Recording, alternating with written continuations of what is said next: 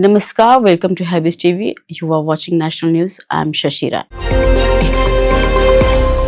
Prime Minister Narendra Modi took part in the 6th BIMSTEC summit held in Thailand on Friday. He was welcomed by Thailand's Prime Minister Paetongtarn Shinawatra.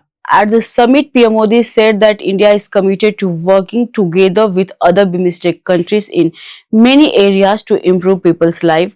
He also suggested connecting India's digital payment system UPI with the payment systems of other BIMSTEC countries. He said this will help increase trade and tourism between the nations.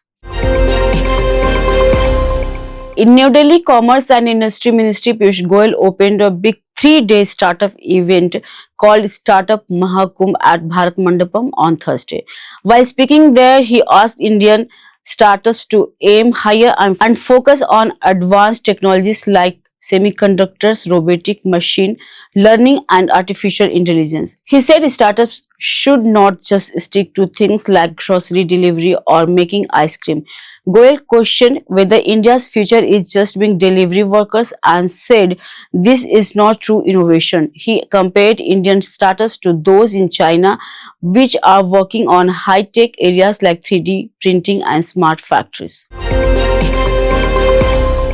After US President Donald Trump announced new tariffs on other countries, the UK is getting ready to respond. The UK has made a list of about 8,000 American products that it might put tariffs on if the two countries don't make a trade deal by May 1st.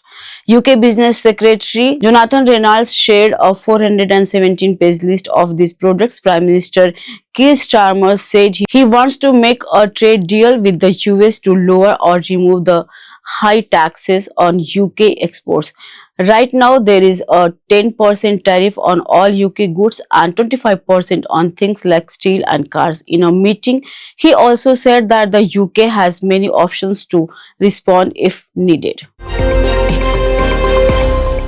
Reliance company Rise Worldwide has teamed up with Blast Esports to start a new joint venture focused on esports in India. They said in a joint statement, together they plan to create popular esports event in India and also bring Blast well-known global events to Indian fans, players and brands. Blast is a major esports tournament organizer based in Denmark. It works with top video games companies like Epic Games, Valve, Riot Games, Krafton and Ubisoft to create some of the world's biggest esports competitions.